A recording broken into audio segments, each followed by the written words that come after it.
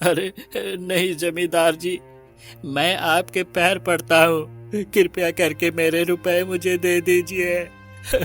बड़ी मेहनत से मैंने वो पैसे जमा किए थे। मुझ पर ऐसा अन्याय ना करे जमींदार जी। अरे क्या यह झूठ मूठ का रोना धोना लगाया है?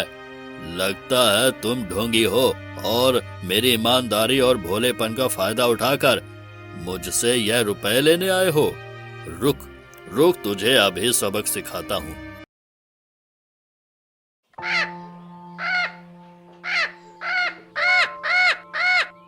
एक गांव में मंगरू नाम का किसान रहता था।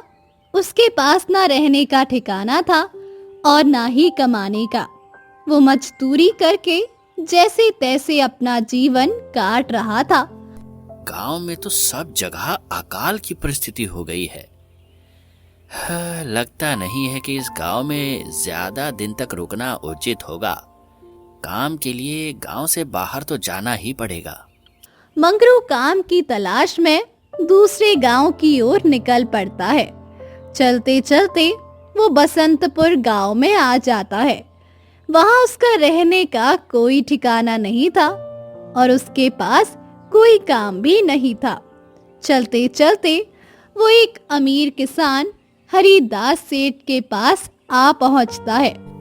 सेठ जी, मैं मंगरू दूसरे गांव से आया हूँ। हमारे गांव में अकाल की परिस्थिति हो गई है। लोगों के खेत सूखे पड़े हैं। गांव में बूंद बूंद पानी के लिए लोग तरस रहे हैं। अगर मुझे आपके पास कुछ काम मिल जाएगा तो बहुत कृपा होगी बड़े भाई। अरे अरे अरे, लगता है तुम्हारी हालत बहुत खस्ता हो गई है। ठीक है, वैसे मेरे पास एक काम तो है, पर लगता नहीं है कि तुम वो कर पाओगे। अरे सेठ जी, आप चिंता ना करें। मुझे आप कोई भी काम दे सकते हैं। मैं वह काम पूरी मेहनत और ईमानदारी से करूंगा। अच्छा, तो ठीक है मंगरू, तो कान खोलकर सुन लो। मेरे पास 40 गायें हैं। तुम्हें हर रोज उन जानवरों का गोबर निकालना होगा और रोज सुबह शाम उन्हें चारा पानी भी देना होगा।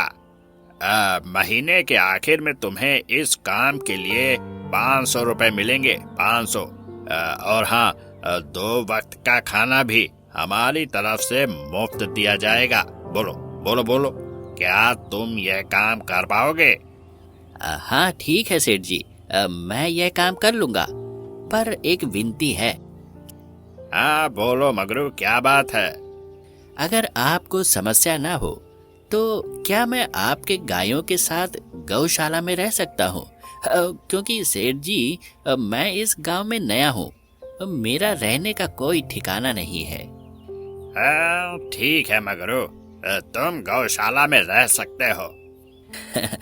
धन्यवाद सेठ जी, धन्यवाद। तब से मंगरू गौशाला में रहकर अपना काम करने लगता है।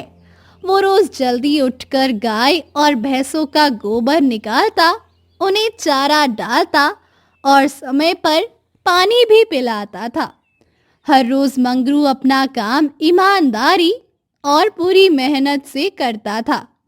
हरिदास सेठ को भी मंगरू का काम बहुत पसंद आने लगा, क्योंकि वो अपना काम सफाई से करता था। एक दिन हरिदास सेठ मंगरू को बुलाकर उससे बोलते हैं, मगरू, मुझे तुम्हारा काम बहुत पसंद आया है।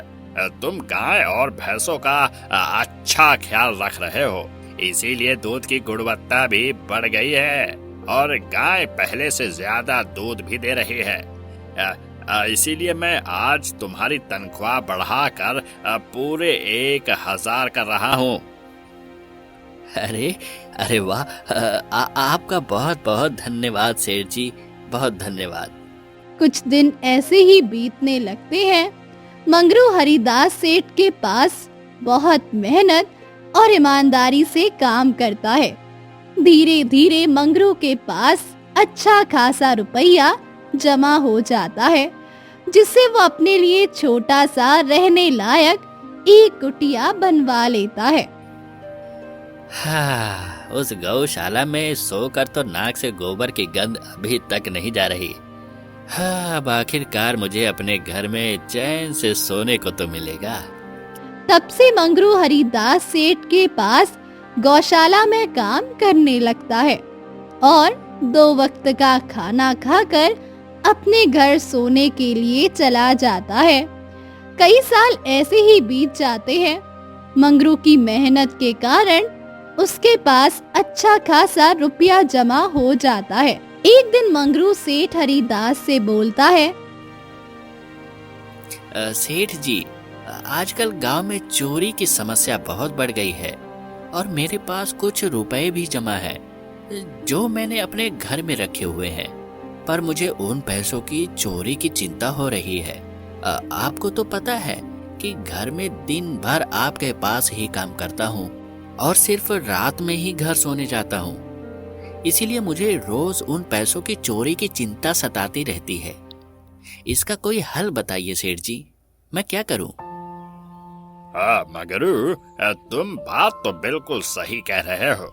आए दिन गांव में नए नए चोरी के किस्से सामने तो आ रहे हैं और दिन भर तो तुम्हारा घर खाली ही रहता है, तो चोरी होने की संभावना तो जरूर है। हरिदास सेठ थोड़ी देर सोचता है और फिर मंगरू से कहता है, देखो मगरू, ऐसे समय में तो गांव में एक ही जगह है जहां पर तुम्हारा धन सुरक्षित रह सकता है, और वो है जमींदार का घर। क्या जमींदार का घर? हाँ हाँ मगरू, इस गांव के जमींदार बहुत ईमानदार और दयालु हैं। ऐसा मैंने कुछ लोगों से सुना है, और उनके घर पर बहुत सारे पहरेदार भी हैं, तो चोरी होने की संभावना तो बहुत कम है। तुम अपने पैसे उनके पास रख सकते हो। हाँ, अच्छा ठीक है सेठ जी, फिर आज ही मैं जमींदार जी से मिलकर बात करता हूँ और उन्हें अपनी समस्या बताता हूँ। उस दिन मंगरू जमींदार जी के घर उनसे बात करने जाता है। तुम रुको, कहाँ अंदर आए जा रहे हो? वहीं रुक जाओ। जी, मुझे जमींदार जी से मिलना है, मुझे उनसे कुछ काम है। क्या काम है तुम्हें उनसे? मुझे जरा बताओ।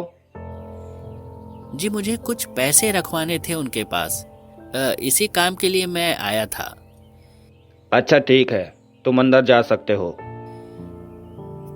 नमस्ते जमींदार जी, मैं मगरू हरिदास सेठ के यहाँ काम करता हूँ।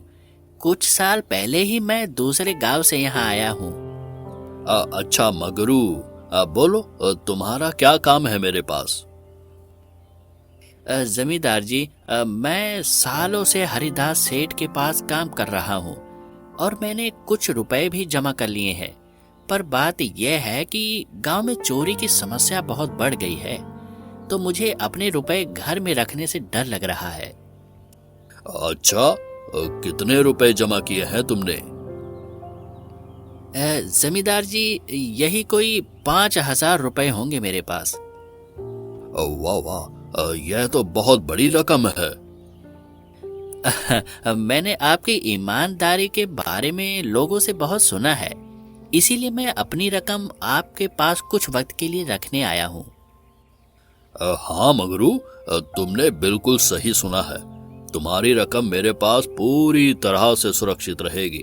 तुम अब चिंता छोड़ दो, मैं सब देख लूंगा। मंगरू अपने पैसों की थैली जमींदार को दे देता है। ये पूरे 5,000 हैं, आप गिन कर देख लीजिए। अरे अरे, गिनने की क्या जरूरत है? तुम तो हरिदास सेठ के आदमी हो ना, बस मुझे तुम पर पूरा विश्वास है। जमींदार जी, आपका बहुत बहुत धन्यवाद। अब मुझे चोरी का कोई डर नहीं है, क्योंकि मेरे पैसे सुरक्षित हाथों में हैं। अरे मगरू, कोई बात नहीं, धन्यवाद तो मुझे बोलना चाहिए जो तुम मेरे पास आए अपने पैसे रखने के लिए। मंगरू अपने पैसे जमींदार को देकर अपने घर चला जाता है। हाँ मगरू, तुम्हारे पैसे मेरे हाथों में ही अच्छे लगते हैं। ऐसे ही मंगरू ईमानदारी और मेहनत से हरिदास सेठ के यहाँ काम कर रहा था। देखते ही देखते 2 साल ऐसे ही बीत जाते हैं। एक दिन मंगरू सोचता है, हाँ, अब बहुत साल हो गए हरिदास सेठ के यहाँ काम करते हुए। वैसे सेठ जी तो बहुत अच्छे इंसान हैं, पर सोच रहा हूँ कि खुद की जमीन लेकर उस पर मेहनत करूँ, तभी मैं बड़ा आदमी बन सकता हूँ। अब तो मेरे पास थोड़े कुछ पैसे हैं और जो जमींदार के पास कुछ पैसे संभालने के लिए दिए हैं, उन्हें जोड़कर थोड़ी जमीन खरीद लूंगा। हाँ, आज ही जमींदार से मिलने जाता हूँ और अपने रुपए मांगता हूँ। ये सोचकर मंगरू जमींदार जी के घर चला जाता है। जमींदार जी, मैं अपने रुपए वापस लेने आया हूँ। आपके पास मैंने 5,000 रुपए दिए थे संभालने के लिए। अरे भाई साहब, मैंने पहचाना नहीं आपको। वैसे आप हो कौन? अरे जमींदार जी, मैं मगरू हूँ। पिछले साल मैंने आपको पैसे संभालने के लिए दिए थे, याद आया कुछ? अरे भाई साहब, मेरे पास कितने सारे लोग आते जाते हैं पैसे रखने के लिए, और सभी के साथ मेरा अच्छा व्यवहार होता है।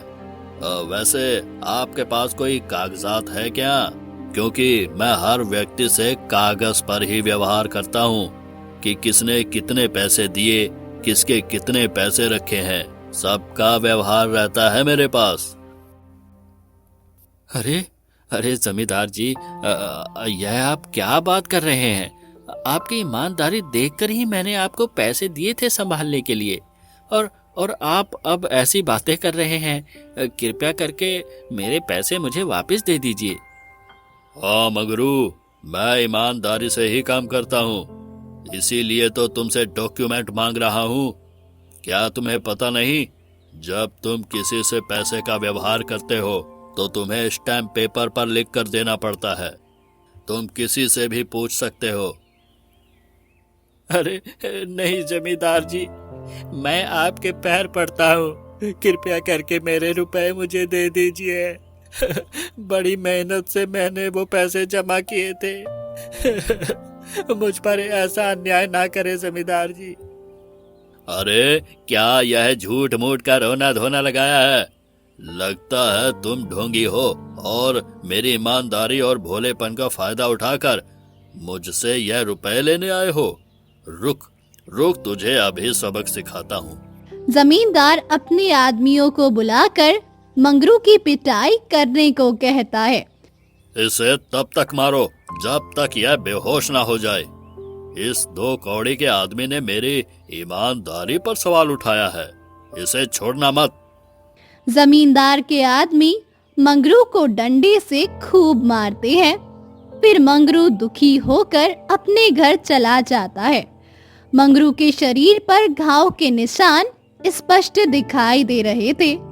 2 दिन से मंगरू घाव के दर्द के कारण हरिदास सेठ के घर काम के लिए नहीं जा पाता है। इसीलिए अगले दिन हरिदास सेठ मंगरू के पास आ जाते हैं। वो देखते हैं कि मंगरू खाट पर सो रहा है और वो बड़े ही चिंतित नजर आ रहा है। अरे मगरू भाई, तुम 2 दिन काम पर नहीं आए, क्या हुआ भाई? तबीयत ठीक है ना तुम्हारी? कुछ समस्या है क्या? अरे सेठ जी, आप खुद यहाँ आए हो। आप खबर भिजवाते मैं खुद चला आता। अरे मगरू, कोई बात नहीं। तुम्हें देखकर लगता है तुम बीमार हो। क्या हुआ है तुम्हें? हाँ सेठ जी, क्या बताऊं। जिस जमींदार के पास पिछले साल मैंने अपने पैसे संभालने के लिए दिए थे, वो आज मुझे पैसे वापस नहीं करना चाहता। वो बहुत लालची इंसान है, वो लोगों को ठग रहा है। और जब मैंने बाद में गिड़गिड़ाना शुरू किया तो उसने डंडे से मारा, मार मार कर मेरी पिटाई करवा दी और मुझे वहां से धक्के मार कर निकाल दिया। हैं? अरे बाप रे, ये तो बड़ा ही गंभीर विषय है। मैंने तो जमींदार के बारे में अच्छा ही सुना था, पर मुझे भी नहीं पता था कि वो इतना घिरा हुआ इंसान है। तभी मैं सोचता रहा कि हर साल इसकी संपत्ति इतनी ज्यादा कैसे बढ़ रही है। मुझे माफ कर दो मंगरू, मैंने ही तुम्हें जमींदार के पास जाने को बोला था। गलती तो मेरी भी है। अरे नहीं सेठ जी, आप तो मेरा अच्छा ही सोच रहे थे। यह तो उस जमींदार का लालच है। अब लगता नहीं कि मेरे पैसे उस जमींदार से वापस मिलेंगे भी। मगरू, मेरे पास एक तरकीब है जिससे मैं तुम्हारे पैसे तुम्हें वापस दिला सकता हूँ। ठीक है सेठ जी। हे ऊपर वाले, यह तरकीब कामयाब होने दीजिए। अगले दिन हरिदास सेठ बहुत सारे पैसों को एक सूटकेस में भरकर खुद जमींदार के घर जाता है। अरे जगत सेठ, आज आप खुद यहाँ? बोलो भाई, इस गरीब के घर कैसे आना हुआ? हमारा तो यह सौभाग्य है कि आप जैसे धनी आदमी के चरण हमारे घर में लगे हैं। अरे जमींदार जी, आप तो मुझे अब लज्जित कर रहे हैं। वैसे मैं कुछ महीनों के लिए दूसरे राज्य में व्यापार करने जा रहा हूँ। मैं यह लगभग 50,000 रुपए लाया हूँ। मुझे डर है कि कहीं यह चोरी ना हो जाए। क्या आप मेरे सारे पैसे अपने पास संभाल कर रख सकते हैं? आपके सिवा इस गांव में और किसी पर भरोसा नहीं कर सकता। अरे हरिदास सेठ, यह भी कोई पूछने की बात है? मेरे पास आपके पैसे बिल्कुल सुरक्षित रहेंगे। आप निश्चिंत होकर व्यापार करने जा सकते हैं। इस बार तो बड़ी मछली हाथ लगी है। बार बार ऐसा मौका नहीं मिलता। भारी माल हाथ में लगने वाला है। तभी वहाँ पर मंगरू आ जाता है। अरे मगरू, तुम अच्छा हुआ आ गए। मैं तुम्हारे पास ही आने वाला था। मुझे माफ करना, उस दिन तुम्हें पहचान नहीं पाया। इतने सारे लोग मेरे पास आते जाते हैं तो जरा परेशानी होती है, पर मैं अपनी बातों का बड़ा पक्का हूँ। हाँ, रुको, मैं तुम्हारे सारे पैसे अभी देता हूँ। जमींदार मंगरू के सारे पैसे उसे लौटा देता है। और माफ करना मगरू, मेरे आदमियों ने तुम्हारे साथ उस दिन बदतमीजी की। मैं आज ही उनको काम से निकालता हूँ। मंगरू बिना कुछ बोले वहाँ से चला जाता है। अरे क्या बात है जमींदार जी, आप तो अपनी बातों के बहुत पक्के हैं। तो ठीक है, मैं अपने सारे पैसे आपके पास रख सकता हूँ। इतने में ही वहाँ हरिदास सेठ का नौकर आ पहुँचता है। मालिक, अब आपको बाहर के राज्य में जाने की कोई जरूरत नहीं है। अभी अभी व्यापारियों का संदेश आया है और उन्होंने कहा है कि वे खुद हमारे गांव आ रहे हैं। अरे यह तो बहुत बढ़िया बात हुई। अब मुझे इतनी दूर नहीं जाना पड़ेगा। सुन रहे हो जमींदार जी, व्यापारी यहाँ आ रहे हैं। मुझे नहीं लगता कि यह पैसे आपके पास रखने का कोई मतलब होगा। चलो, आपका बहुत बहुत धन्यवाद। आपने इतनी ईमानदारी दिखाई मुझे। हाँ, पर अगली बार जरूर आपके पास ही आऊंगा। ऐसा बोलकर हरिदास सेठ और उसका नौकर वहाँ से अपने पैसे लेकर चले जाते हैं। अरे धत तेरे की, यह क्या हो गया? अरे रे, यह 50,000 तो चले गए। और जो मगरू के 5,000 हड़प लिए थे वह भी चले गए। अरे आपका बहुत बहुत धन्यवाद सेठ जी। अगर आज आप ना होते तो मेरी सारी जमा पूंजी वह जमींदार हड़प लेता।